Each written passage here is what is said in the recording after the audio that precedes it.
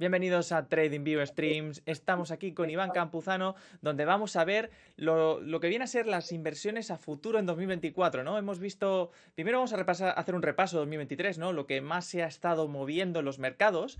Y luego ya digamos que haremos la perspectiva, ¿no? Por parte de Iván, de a dónde pueden ir los mercados, en particular en el próximo año. Así que empecemos, Iván, con la parte de criptomonedas, ¿no? Que es lo que más ha subido, lo estamos viendo en pantalla, el rendimiento anual.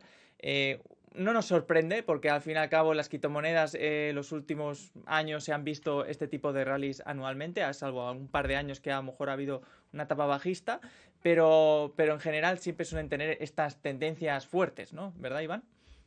Bueno, estas tendencias fuertes que este año hemos visto y, por ejemplo, pues tenemos en el mapa de calor una criptomoneda que, bueno, si el Bitcoin con un 162% de crecimiento nos parece corto, tenemos a Solana ahí en el top con un 800% de crecimiento, Eso ¿no? es una locura. También es una locura, efectivamente. Y tenemos así, pues, varios ejemplos dentro de las criptomonedas. Yo siempre lo que digo es que no intentemos buscar el oro, es decir, no intentemos pensar que alguna de estas criptomonedas, que ni siquiera alcanzamos a ver el nombre en el cuadradito en la parte derecha del mapa de calor, vaya a hacer un más 800%. Realmente con las 10, 15 mayores criptomonedas realmente nos dan ya muy buenas impresiones y nos van a dar probablemente los mejores resultados del mercado. Ahora bien, siempre hay sorpresas y en el caso de este año, pues entre Solana, Avalanche, pues yo creo que son uno de los mejores ejemplos. También tenemos que recordar el punto de partida de este año. El punto de partida de este año era un punto bastante negativo. De hecho, si uno pone el gráfico del Bitcoin, como aquí pues se Estábamos en muestra en mínimos. pantalla, claro, estábamos en mínimos y si nos vamos para atrás en el gráfico, fijaros que el año 2022, bueno, 22 acabamos en 16.528 y hasta que no empezamos el año a conocer unas noticias, es decir, ¿por qué ocurre esto en octubre? Porque es cierto que durante estos meses había recuperado cierto rally alcista durante el mes de marzo y demás. ¿Por qué sube en marzo? ¿Por qué? O sea, hay que entender por qué ha ocurrido esto. ¿Ocurre porque la gente cree más en las criptomonedas? ¿Ocurre porque las criptomonedas son un activo de inversión mucho mejor de lo que era, por ejemplo, en el año 2021 o 2020? Pues yo creo que la respuesta es evidente. La respuesta es no. Sin embargo, ¿qué eventos macroeconómicos ocurren durante esas fechas? Bien, durante el mes de marzo, que a la gente pues ya quizás se le haya olvidado, veíamos como los bancos regionales americanos, como por ejemplo el Silicon Valley Bank, pues, quebraban. Entonces, ¿qué es lo que ocurre? Pues que la gente normalmente que tiene miedo respecto a la moneda fiat y que no sabían si iba a producirse otra catástrofe como la del año 2008, pues impulsaron al alza el crecimiento del Bitcoin, intentando buscar en el Bitcoin un valor de refugio seguro. Esto se debe aplicar al resto de criptomonedas, pero yo creo que el Bitcoin es bastante visual en este sentido. Entonces, vimos cómo pasaba de los $22.000 hasta cerca de los 29.000. Al paso de los meses, esto vimos cómo caía. Y luego, de repente, en el mes de junio, veíamos un ascenso hasta los 30.000, desde los 25.000. ¿Qué ocurrió en el mes de junio? En el mes de junio, las empresas de ETFs, en este caso estamos hablando de BlackRock, como una de las principales de ellas, planteaban la posibilidad de crear un ETF basado en criptomonedas. Eso a la gente le dio un impulso importantísimo y la gente dijo, oye, si BlackRock se mete en un ETF al contado de criptomonedas, es como, por decirlo así, que una gran institución a nivel mundial y a nivel financiero está respaldando la criptomoneda. Vamos a comprar. ¿Qué es lo que ocurrió? Que la SEC, que es la Comisión del Mercado de Estados Unidos, automáticamente dijo, esto hay que revisarlo. Y automáticamente volvió al punto de partida. No es casualidad lo que ha ocurrido con el Bitcoin. Si vamos viendo lo histórico, las cosas ocurren con un porqué. Durante estos meses estuvo bastante plano. ¿Y qué es lo que ocurrió durante el mes de octubre? Durante el mes de octubre, porque estas cosas tampoco son inmediatas de un día para otro, ocurrieron dos eventos fundamentales importantísimos.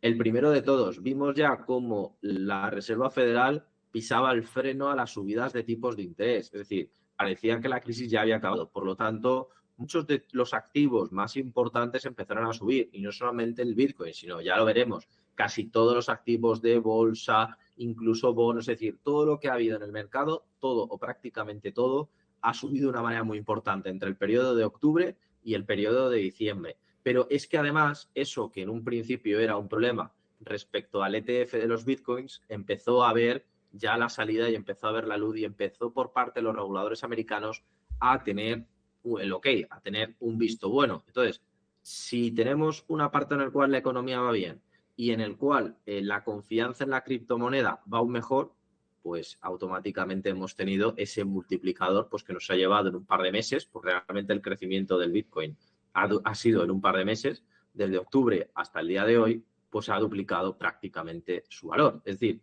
que no es porque las criptomonedas sean mejores, no es porque el mercado confíe más en ellas, no es porque la gente piense que el blockchain les va a cambiar la vida o porque estén en contra de los bancos centrales o en contra de la moneda fiat, sino simplemente porque las noticias fundamentales han propiciado que esto sea así. No porque sean ni mejores activos ni peores, simplemente pues porque, pues como ya hemos visto, no es casualidad lo que ha ocurrido, no es que de repente alguien diga esto es lo mejor, no, simplemente se han ido dando una serie de pasos que han ido haciendo que pues, el valor del Bitcoin haya ido aumentando. Bueno, y en general podemos mirar esto prácticamente en todas las criptomonedas, en el Ethereum, también, por ejemplo, en este caso, pues como he dicho antes, en el Solana, en el Avalanche, casi todo se ha dado prácticamente en los últimos meses. Por lo tanto, oportunidad para comprar criptos ha habido durante todo el año, señales ha habido durante todo el año de va a salir un ETF, va a salir un ETF. Cuidado, también podía no haber salido perfectamente, ¿no? Porque ya sabemos que los reguladores americanos son gente tremendamente complicada, pero si no hubiera salido, pues seguramente se hubiera hundido. No estaríamos viendo este color verde tan aparente. A lo mejor pues hubiera subido pues un poquito más de lo que empezó el año, pero sin duda alguna no hubiera llegado a ese crecimiento de triple dígito. Bueno, eso me recuerda a mí que justamente Solana venía además bajando de una fuerte tendencia bajista que se hundió la cotización, que realmente, digamos, bueno, ahí se ve en pantalla, que explica un poco esa subida, ¿no? Pero por qué Solana ha subido tanto en comparación con las otras? Pues mira, el tema está en que aquí hay un poco de trampa, ¿vale? Normalmente cuando nosotros miramos una criptomoneda, miramos cualquier activo financiero, hay que mirarlo con los mismos ojos que nosotros podemos mirar una empresa o de la misma manera que nosotros tenemos que mirar un país. Es decir, lo primero de todo es fijarnos en el componente de oferta circulante, que muchas veces pues, no le prestamos atención, parece un numerito que está por ahí perdido y tal. Pero pongo un ejemplo. Si hay una sola criptomoneda, es decir, si la oferta circulante fuera de una sola criptomoneda y entonces esa criptomoneda nosotros la tuviéramos y decimos que vale 300 millones de euros, pues esa criptomoneda valdría 300 millones de euros. Sin embargo, el tema está en que a menos oferta hay de esta criptomoneda, pues si la demanda aumenta, su precio aumenta de una manera más elevada. Lo segundo y también muy importante, yo creo que ahí tenemos que destacar, Solana llegó a valer $250. Es decir, que realmente el Bitcoin está, por ejemplo, por decirlo así, está todavía a un 40%, un 30% de su precio máximo, mientras que todavía Solana está prácticamente en un menos 70%. Es decir, que proporcionalmente el Bitcoin se acerca más a sus máximos históricos de lo que se acerca a Solana. Por otro lado, también, como decía, hay que verlo como un país. Y yo pongo un ejemplo. Si un país tiene un PIB de 1 millón de euros, si aumenta un 1%, está aumentando 10.000 euros. Mientras que si un país de €1, que valiera €1 de PIB, lo duplica, ya solamente ha generado €1, está teniendo un crecimiento de un 100%, pero obviamente siempre 10.000 euros van a ser mucho más que €1. Entonces, siempre esos crecimientos proporcionales hay que verlos con más discreción. Es decir, es mucho más fácil aumentar porcentualmente desde los $19 que teníamos Solana que de los 16.000. El múltiplo de crecimiento siempre va a ser menor en activos que tienen un componente muchísimo más grande. Por eso también una de las cosas que la gente quizás no se da cuenta es que las bolsas del mundo, a medida que van creciendo sus múltiplos de crecimiento, también es más difícil que veamos crecimientos más elevados y más sostenidos en el tiempo. No porque no tengan un crecimiento porcentual, no porque no tengan un crecimiento nominal importante, sino porque su crecimiento porcentual pues cuesta mucho más levantarlo, ¿no? Es decir, dar el siguiente paso que cueste un poquito más es siempre mucho más caro. Es decir, podríamos decir que ahora mismo con un Bitcoin, con un solo Bitcoin, podrías comprar aproximadamente casi, pues te diría yo, 500 solanas. Ese es el tipo de cambio, 1,500. Podríamos decir que es vamos, que podríamos decir que es una shitcoin el Solana en comparación con el Bitcoin. Podríamos casi verlo, ¿no?, como un cambio de euro contra yen o incluso me estoy quedando corto, ¿no? Por lo tanto, esto se produce, lo que hay que ver es la tendencia y la tendencia es prácticamente igual. Es decir, fijaros cómo es este crecimiento en los últimos meses que además coincide con el mes de octubre del Bitcoin que arrastra todo y esas subidas de tipos de interés. Por lo tanto, yo creo que ahí es donde está realmente la magia, ¿no? De que no es tanto un crecimiento cuantitativo, sino que es, o sea, nominal, sino que es un crecimiento porcentual. Por eso tampoco quiero que la gente se lleve a error de, joder, Solana, 802%, tenía que haberlo comprado. Bueno, pues hay que ser muy valiente para meterse en una criptodivisa que había caído un 80% previamente. También esto se dice mucho de las acciones, Álvaro, porque hay una acción que todos conocemos, que es la acción de Apple, pero también la acción de Amazon, que ahora mismo pues, se encuentran dentro de las 10 acciones más valoradas del mundo. Pero es que si vamos al histórico de Apple, Apple llegó a caer un 80%. En la crisis de las .com, también Amazon cayó un 80%. Y fíjate que tenía unos datos extraordinarios. Y yo me acuerdo por ahí que lo leí, que mandó Jeff Bezos una carta a sus accionistas diciendo todos los ítems de todo lo que habían logrado. Y aún así la acción caía un 80%. Amazon, que ahora a día de hoy mucha gente pues no se le ocurriría ver caer a Amazon un 80%. Pues bueno, cayó un 80% y no hace 50 años, hace 15 años. Entonces, tenemos que tener una cuestión de perspectiva de que cuando todo cae y que cae tanto, hay que tener mucho valor para comprarlo. Por lo tanto, que nadie, y os digo yo, nadie, salvo algún loco o alguna persona que se hubiera quedado pillada en su momento, ha visto ese crecimiento de un 818%. Vamos, sería llevarse a error totalmente. De hecho, yo lo que estoy viendo aquí, la pregunta es, en las criptomonedas, viendo esta subida, ¿no?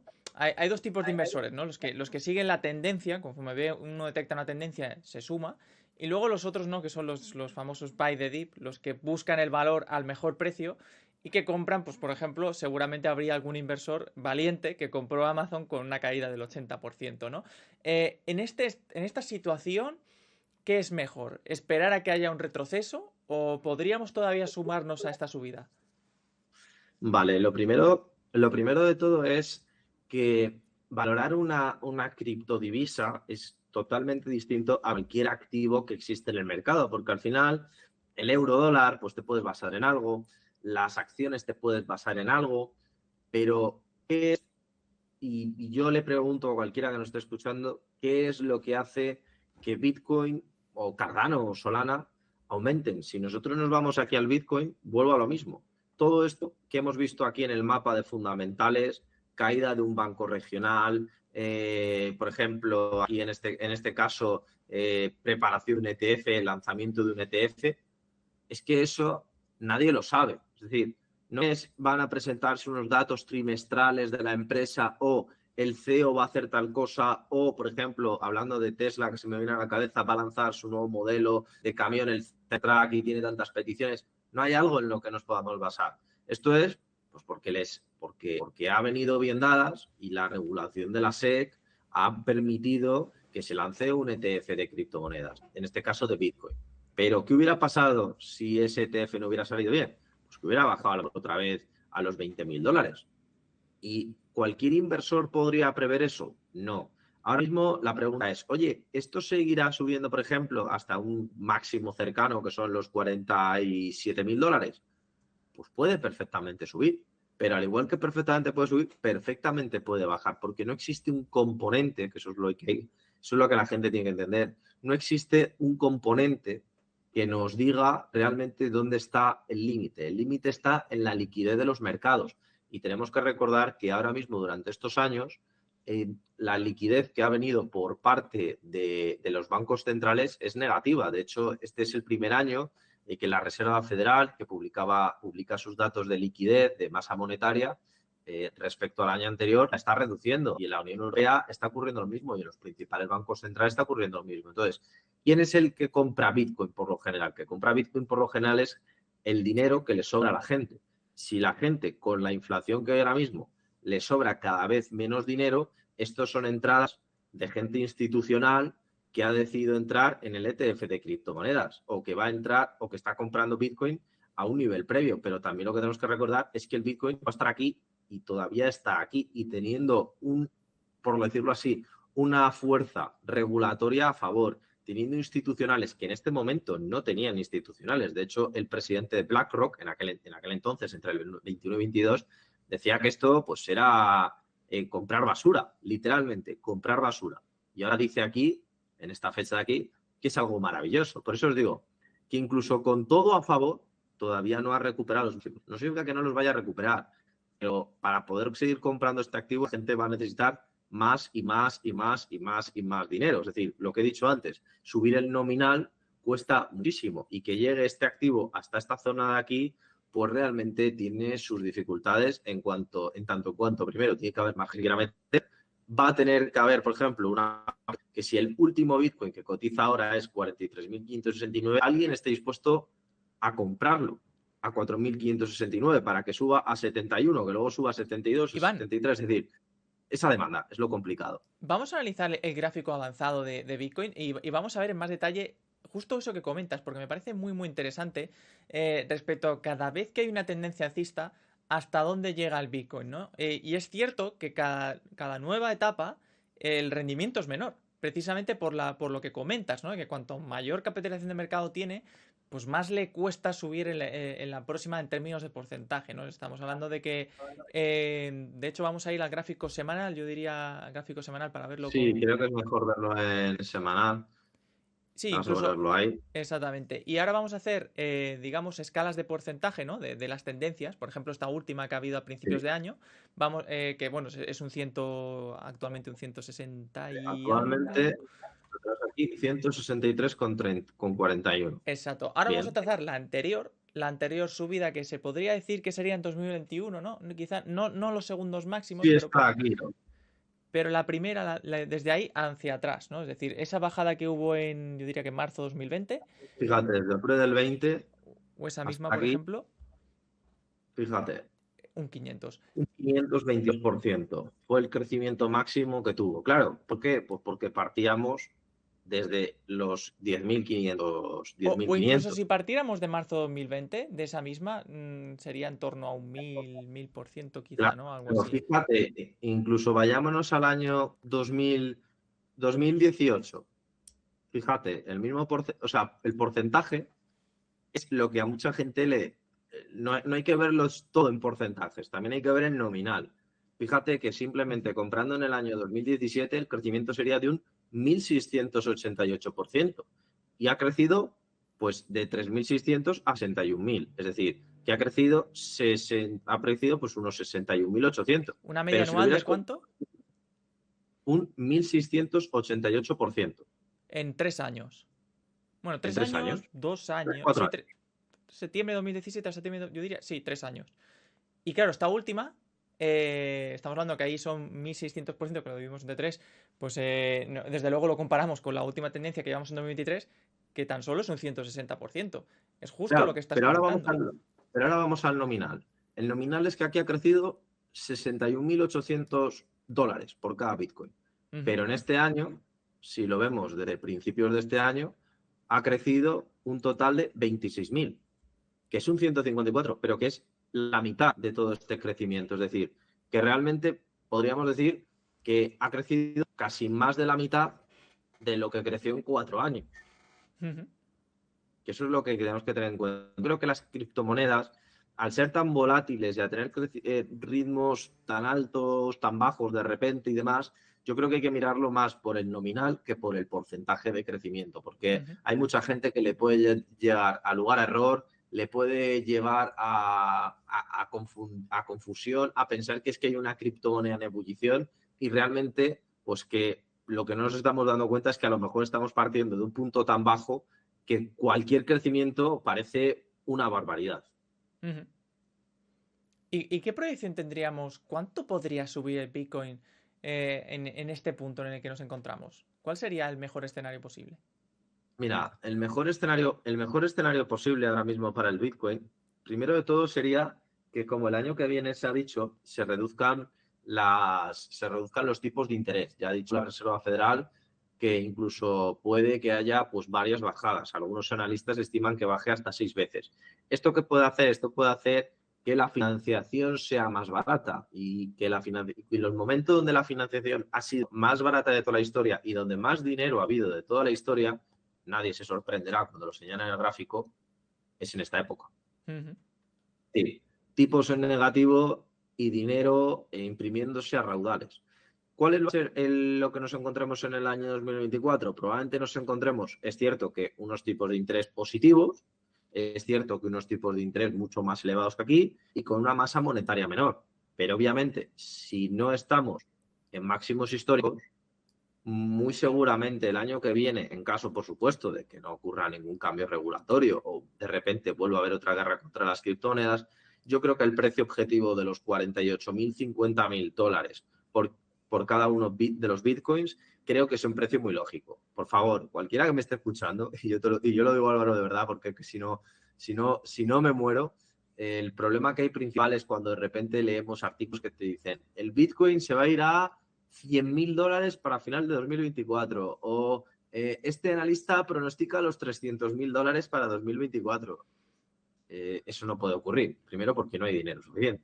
Y segundo, porque significaría que hay alguien que ha comprado el último Bitcoin a 300.000, otro a 299.999. Entonces, eso es realmente complejo en una situación donde los tipos son los más elevados desde el año 2008 y donde la financiación se está contrayendo. O sea, no tendría ningún sentido. De hecho, Iván, esta va a ser la primera vez en la historia del Bitcoin y de las criptomonedas que nos vamos a enfrentar a una etapa a la que justamente se vio en el año 2000 y en el año 2008, que es cuando empezaron a bajar tipos por razones distintas, ¿no? Esto es lo llaman recesión técnica.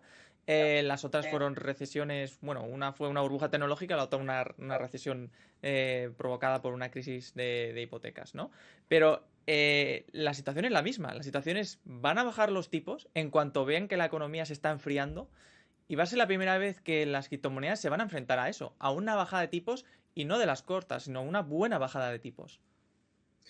Efectivamente. Entonces, a ver, lo que hay que ver es también hasta qué punto, porque también es un activo que desconoce las bajadas de tipos, solamente conoce o los tipos negativos o las subidas de tipos de interés. Y lo que hemos visto con las subidas de tipos de interés es la segunda parte. ¿Dónde empezó la Reserva Federal a subir los tipos de interés? Pues empezó a subir a finales del año 2000, a finales del año 2022. Y fijaros, desde a mitad, finales del año 2022, ¿qué pasó? Se hundió el Bitcoin, se hundió el Bitcoin. Hasta que no han empezado, a hacer más eso más ligero y encima han bajado las expectativas de subidas de tipos, no hemos vuelto a ver este crecimiento tan grande que hemos tenido. Es decir, que la realidad, al final, es que los tipos de interés o que sean estables o que bajen, pues hombre, yo creo que van a tener un efecto muy positivo en el Bitcoin como activo financiero. Por lo general, casi todos se suelen beneficiar. ¿Pero por qué? Porque también el dólar, que al final si lo vemos aquí, es como si fuera Forex, prácticamente. Es Bitcoin versus dólar estadounidense. Cuando suelen bajar los tipos de interés, el dólar se debilita. Entonces, no es que el Bitcoin tampoco lo haga mejor, sino que es que el dólar, al debilitarse, hace parecer que el Bitcoin también está mejorando proporcionalmente, que eso es otra cosa que también hemos tenido en el último periodo de los últimos meses. El dólar ha perdido muchísima potencia, el euro dólar que está prácticamente en el 1,05, hoy lo tenemos en el 1,10 y hemos visto cómo el dólar se lleva debilitando semana tras semana. De hecho, ahora mismo es de una de las situaciones donde hay mayores cortos contra el dólar pues de los últimos 2 años. Entonces, eso también favorece a que el Bitcoin suba, no tanto porque la gente crea más el Bitcoin, sino porque la gente no se fía del dólar, que es muy distinto. Muy, muy interesante. Vamos a analizar ahora la parte de acciones. Ya pasamos del tema de criptomonedas y nos vamos a ir al S&P 500, a lo que ha estado ocurriendo. Hemos tenido subidas importantes en 2023.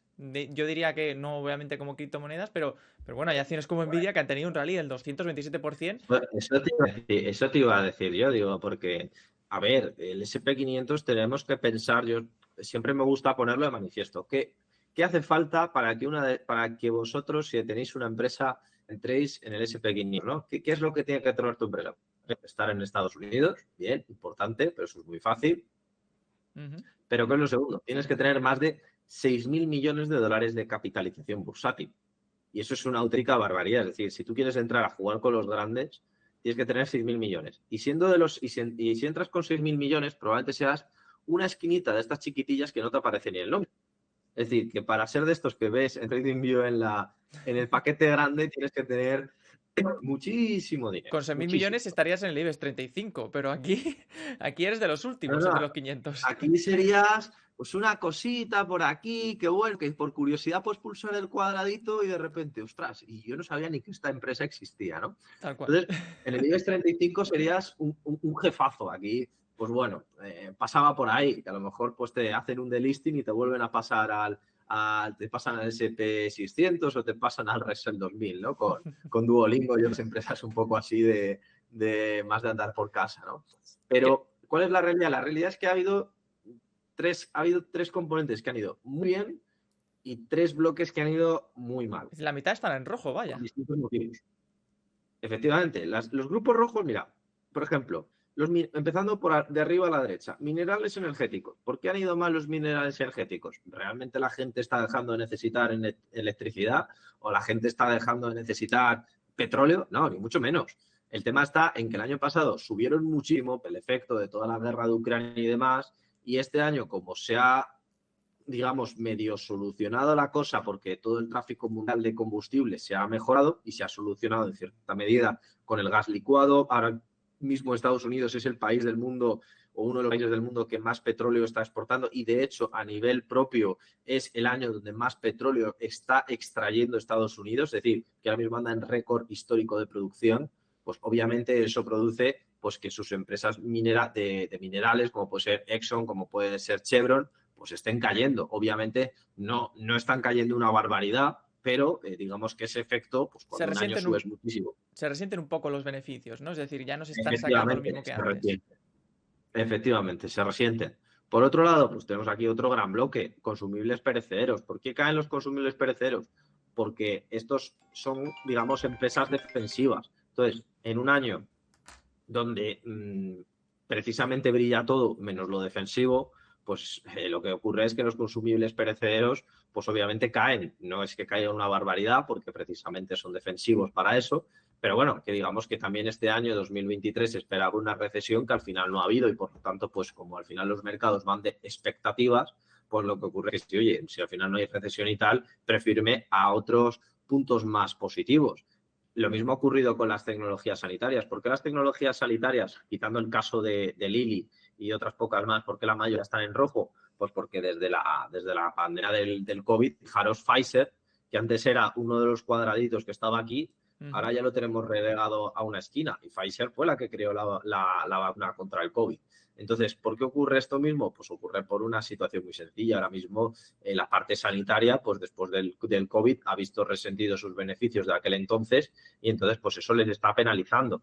Luego, por otro lado, ¿qué también están sufriendo? Pues los servicios públicos. Los servicios públicos, básicamente, pues porque al final los estados se tienen que poner de hecho en Estados Unidos lo hemos visto, se están teniendo que poner el cinturón y empezando a poner el cinturón. Esto lo empezaremos a ver en Europa a partir del año que viene, ¿no? Por lo tanto, pues bueno, yo creo que hay 4 componentes, 4 bloques que lo han hecho mal. ¿Cuáles lo han hecho realmente bien? Finanzas, es evidente por un simple motivo. Las subidas de tipos de interés les permiten cobrar créditos más altos y por lo tanto, pues a los bancos, por lo general, los tipos de interés altos les vienen bien. Por lo tanto, poco más que explicar. Y luego, ¿qué es lo que también va bien?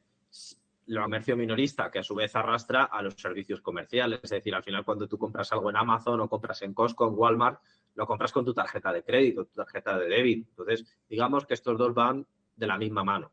Y luego, pues obviamente, los grandes, los servicios tecnológicos y la tecnología electrónica. Este año, vamos, ¿quién no habrá escuchado y habrá visto 40.000 artículos, publicaciones sobre inteligencia artificial?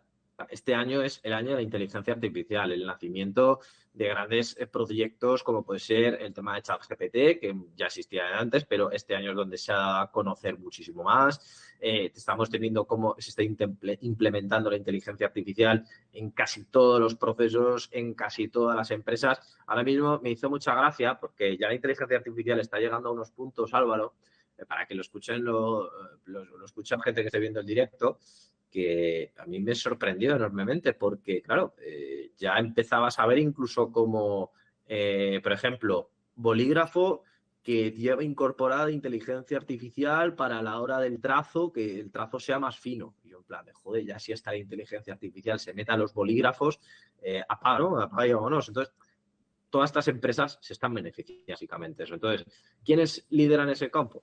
Pues estos dos bloques, está claro. Entonces, viendo la inteligencia artificial, son las que mejor iban a ver. Fíjate, Microsoft más 52. Para mí es la mejor empresa gestionada del mundo, Microsoft, por encima de Apple y por encima de Nvidia.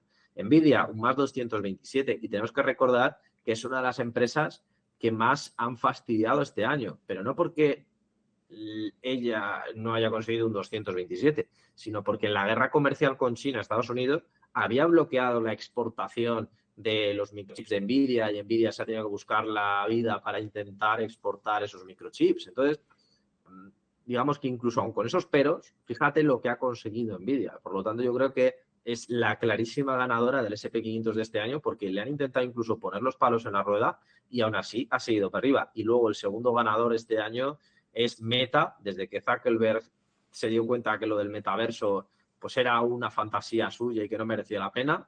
Fíjate el rebote que ha metido, que es de otra de esas empresas que si lo ponemos en grande y nos vamos al gráfico, Wow. fijaros lo que hizo con el tema del nube. metaverso, que se le piró. Tendencia nube.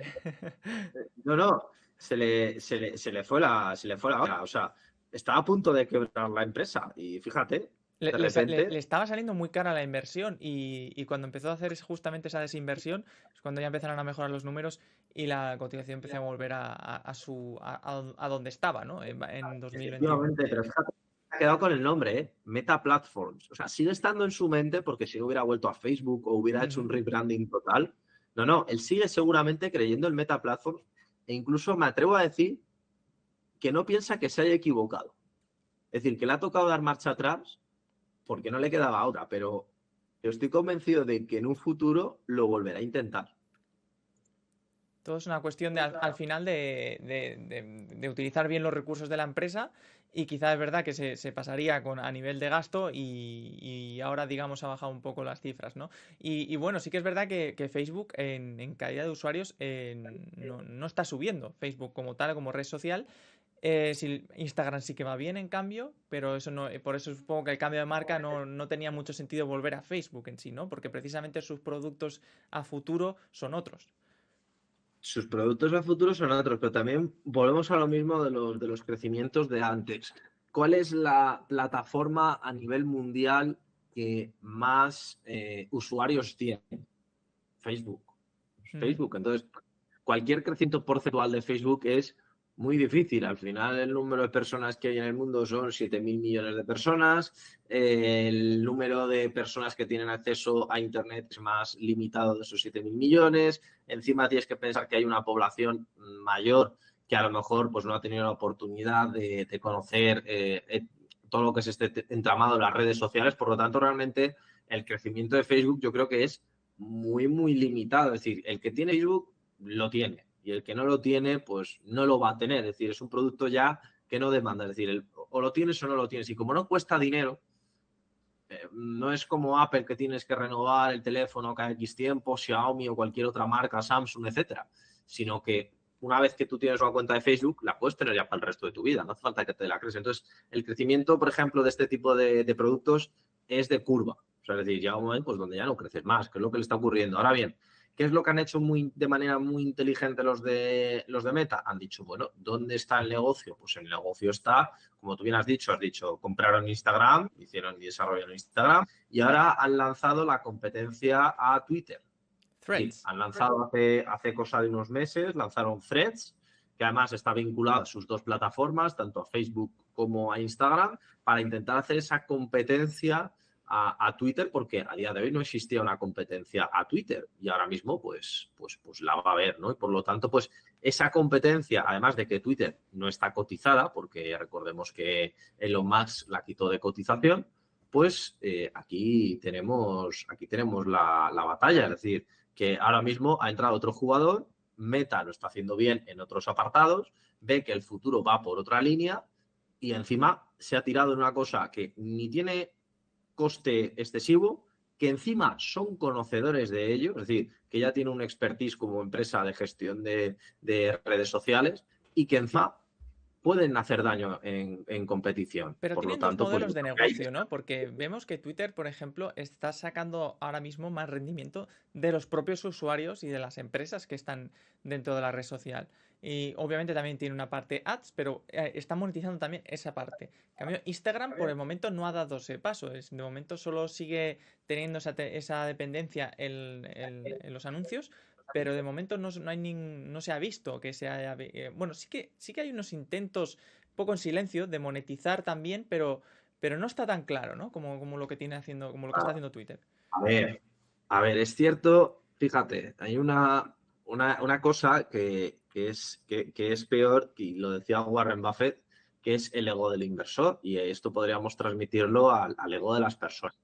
Meta sacó hace, pues, diría, 4 o 5 meses, incluso diría a principios de este año, porque ya me falla un poco la memoria, una cosa que le copió a Twitter precisamente, que es el verificado. Ujú. Que no puede pensar, el verificado, ¿de qué va esto? ¿Qué me está contando Iván? Pues las cuentas pueden ser o normales o que tengan un simbolito azul al lado, que sea como un tic, como un OK. Pues ese tic azul vale, en Instagram vale 9 euros al mes y en Twitter vale otros 9 euros al mes. El tenerlo, ¿qué te da? Pues te da un poquito más de visibilidad y te da alguna facilidad más, pero realmente no te cambia la vida como usuario. O sea, como usuario no vas a notar la diferencia, no es como las cuentas en TradingView, pues que sí que hay una diferencia sustancial entre cada uno de los niveles de cada una de ellas, ¿no? Aquí no realmente no hay una diferencia. Pero la gente, por sentirse importante, y así lo describen, por sentir importante y tener la posibilidad de decir, fíjate, yo tengo una cuenta verificada o yo tengo una cuenta premium, el primer mes que salió en Twitter, se adscribieron a ello más de 1 millón de personas.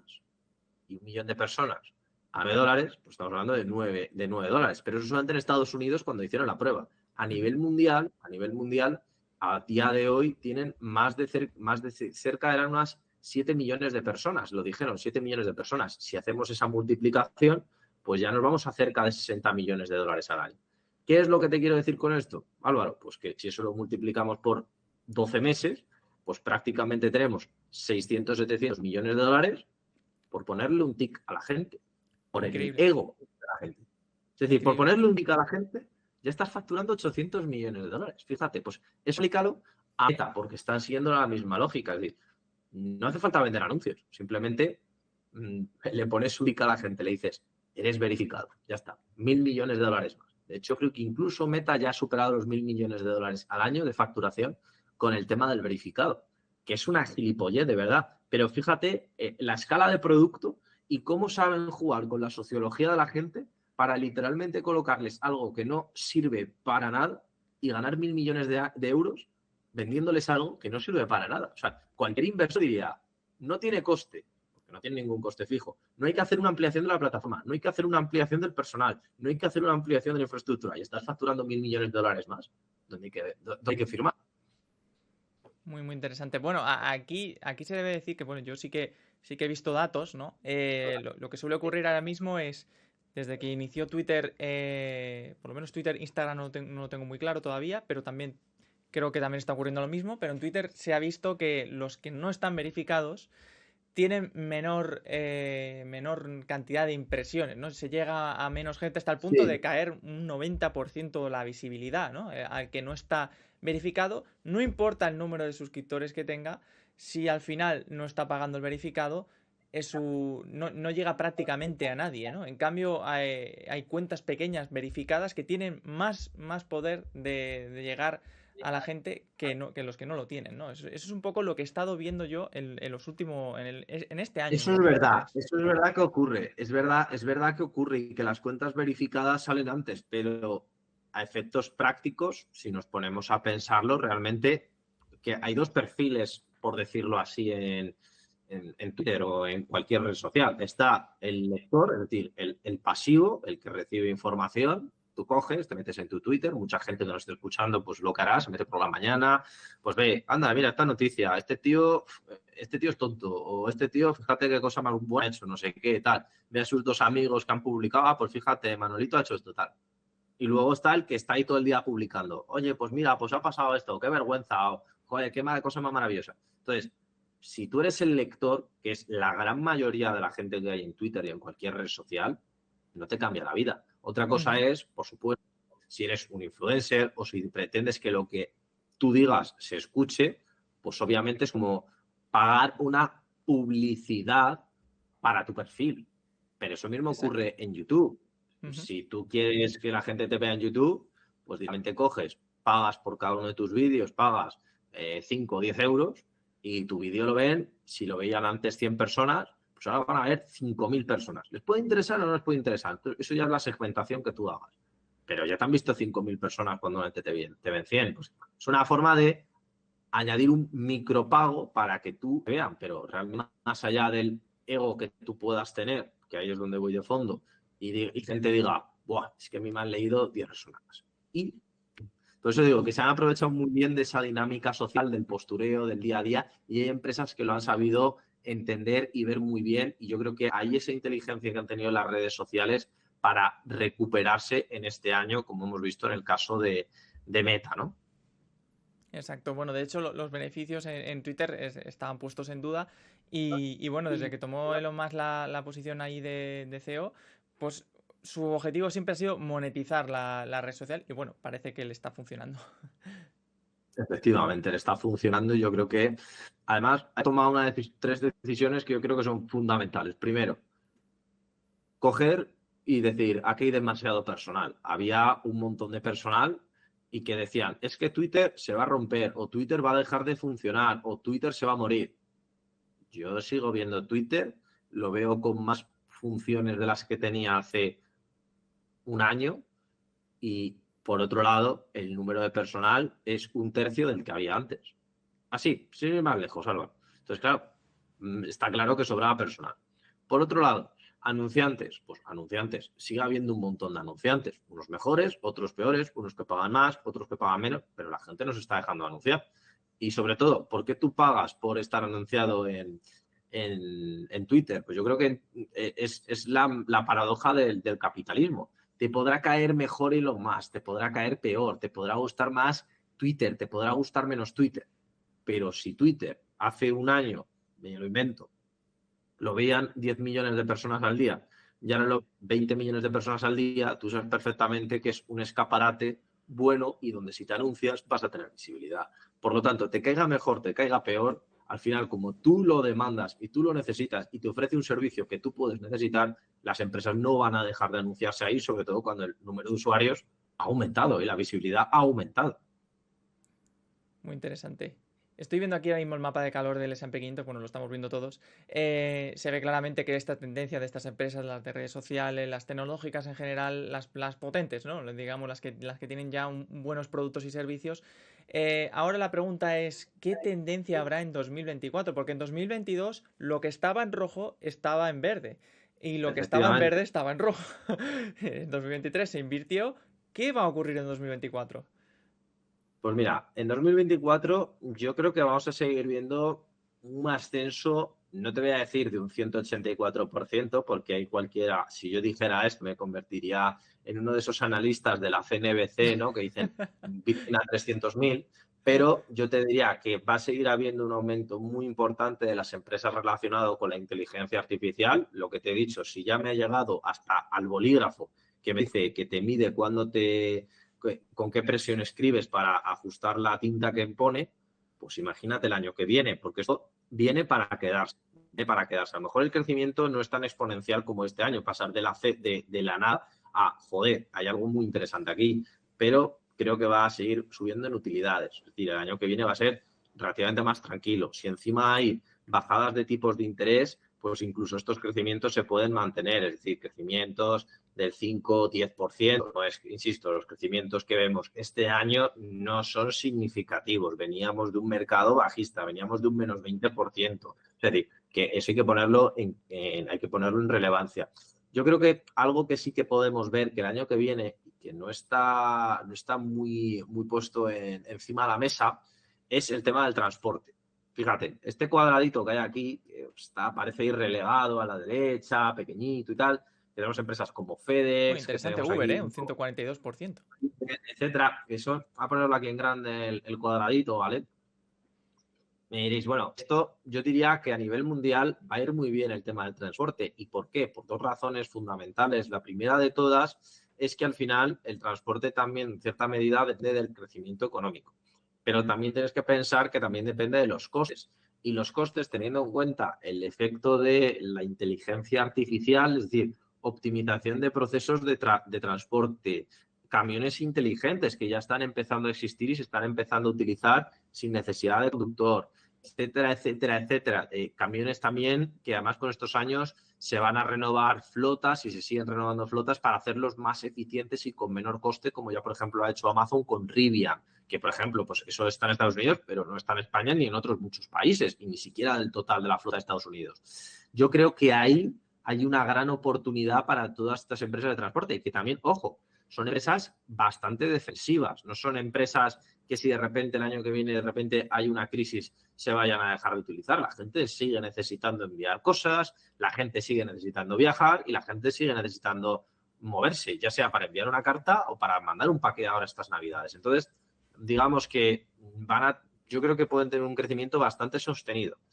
Y otro grupo de empresas que también yo creo que pueden tener muy buenas oportunidades es este, que además no lo veíamos. Servicios de distribución. Fíjate, todo esto que nosotros vemos aquí, al final son empresas que la mayoría de nosotros diríamos, pero bueno, Boston Scientific, McKesson, Grainger, Fastenal, ¿esto de qué va, no? O sea, por ejemplo, vamos a abrir Fastenal, ¿no? Que es de las que tiene más peso. Al final, tenemos que pensar que si la inteligencia artificial va bien, y el siguiente punto es el transporte, para poder utilizarle, para poder optimizar los procesos, pero también el servicio de distribución. Es decir, al final, cualquier empresa que se precie tiene que tener una buena cadena logística. Es decir, para que a nosotros nos llegue de Amazon, yo qué sé, tengo por aquí, te llegue este subrayador, tiene que haber alguien que lo haya producido. Tiene que además, con la inteligencia artificial le va a salir más barato. Alguien que lo gestione, alguien que lo transporte y alguien que todo ese proceso haga que en la distribución sea de lo más optimizado posible. Entonces, que a mí me llegue y a mí me cueste muy barato y que a todo el mundo le cueste también muy barato y que además pueda generar beneficio. Pues de eso van estas empresas. No, por supuesto, Boston Scientific, que Boston Scientific tiene muchísimas cosas, ¿no? Pero fíjate, si cualquiera que lo utilizamos, pues esto es distribución al por mayor de distribución médica. Aquí, por ejemplo, tenemos esta empresa que cae un 20%, GPC, que es, fíjate, distribución de automóviles y de piezas de repuesto y demás. Pues bueno, pues si nosotros nos vamos a mirar, no es una empresa, fíjate, que caiga especialmente, es decir, permanece bastante plana, tiene un buen ratio de precio-beneficios. Es cierto que este año pues está cayendo un 20%, que es todo lo contrario a lo que pudiera ocurrir, tendría que estudiarlo en detalle, pero lo que tiene que ver con la distribución creo que tiene muchísimo recorrido. ¿Por qué? Porque si la inteligencia artificial viene a mejorar los procesos, hay otros procesos que por sí van a mejorar, que son el transporte y la distribución. Pues ahí es donde yo creo que va a estar la clave. Es el componente de yo necesito algo y cómo me llega a mi casa. Pues todo lo que interviene en ese proceso que se va a mejorar con la inteligencia artificial, vamos a ver crecimiento. Vamos ahora a ver las ETFs porque, bueno, hemos hablado ya de sectores en particular, pero también hay algo que está muy en auge. La evolución de las ETFs ha sido impresionante, especialmente en los últimos 3 años. Hay muchísima demanda, hay muchos activos bajo gestión en estas ETFs. ¿En qué tendríamos que fijarnos? Esto ya hablamos de una inversión más pasiva, ¿no? Una inversión que uno tenga más a largo plazo, es decir, quiero invertir en una ETF, no me quiero preocupar por nada. Dentro de todo lo que tenemos aquí en pantalla, ¿qué es lo más interesante en tu opinión, Iván? Lo primero de todo, para cualquiera que no haya visto el mercado de ETFs o que no sepa lo que es un ETF, ¿cómo definiríamos un ETF? Pues es como ir al mercado y compras una cesta de algo, es decir, compras patatas, lentejas, tomates y ya te lo dan hecho. Entonces, tú sabes que si estás comprando ese ETF, pues a lo mejor, por ejemplo, cogiendo el S&P, estás replicando el S&P 500. Es decir, que cuando compramos este ETF, pues estamos comprando las 500 empresas de Estados Unidos con la ponderación que el gestor le ponga. Si estamos comprando el triple Q, pues estamos comprando el Nasdaq. Es decir, que lo estamos comprando para mantenerlo en el tiempo. ¿Ventajas de los ETFs? Son muy baratos la mayoría de ellos, la mayoría.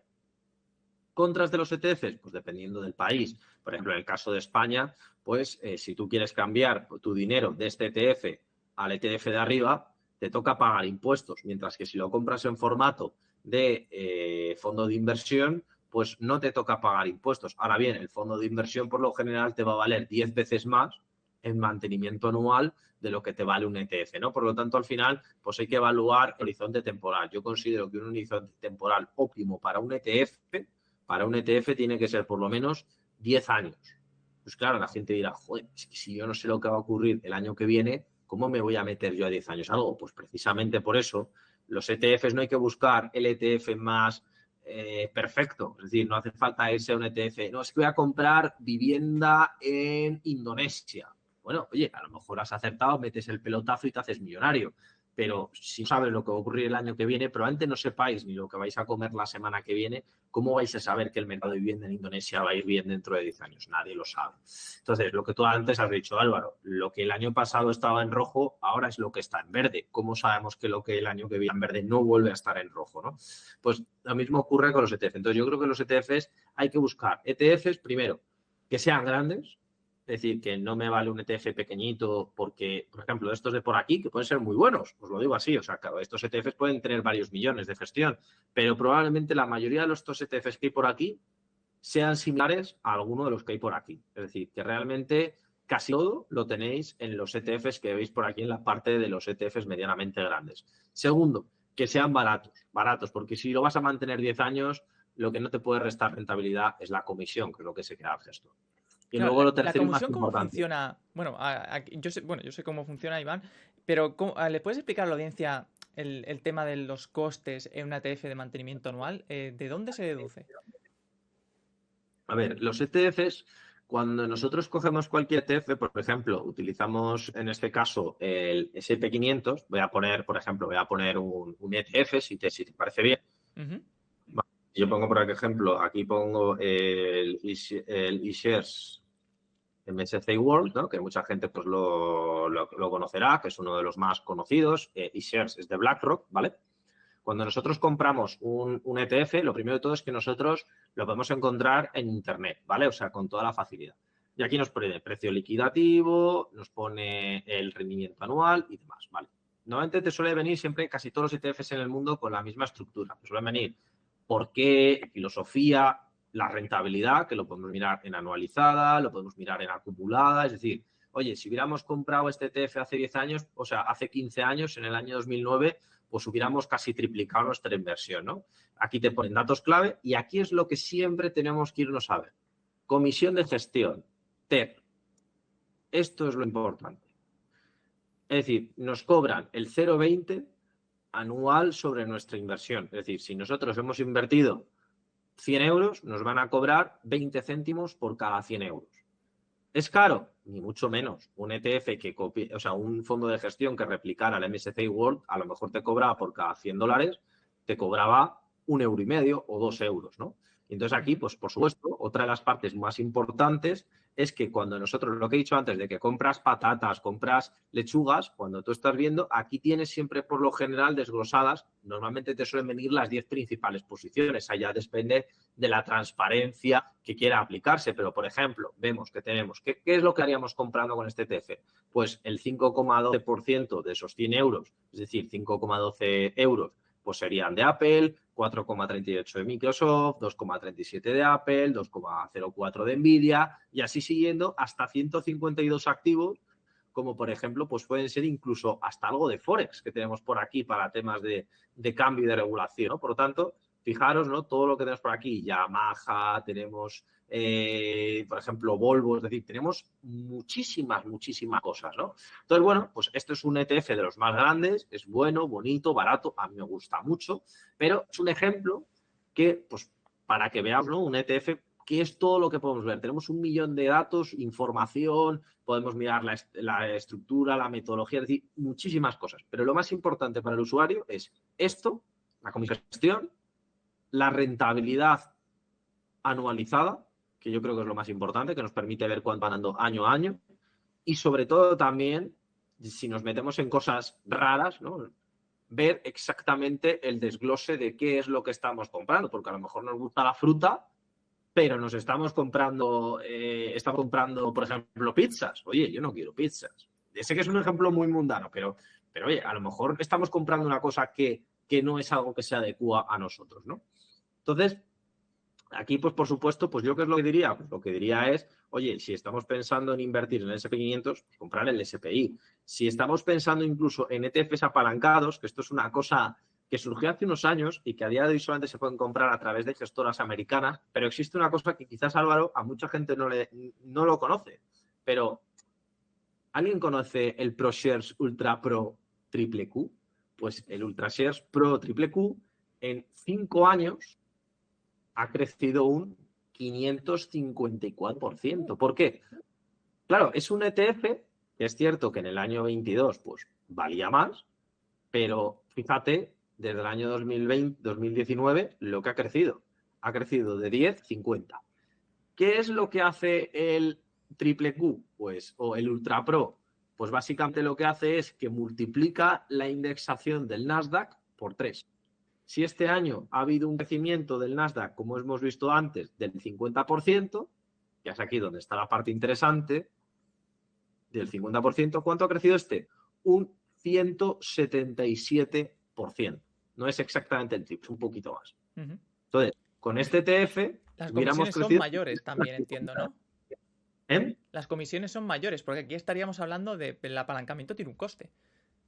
Sí, pero en este caso sigue funcionando como un ETF. No es como si lo compráramos como si fuera, por ejemplo, un contrato por diferencias, como si, por ejemplo, estuviéramos comprando divisas, o estuviéramos comprando oro, o estuviéramos comprando un índice al contado, ¿no? A través de un CFD. No. Aquí las comisiones son de 0,50 anual.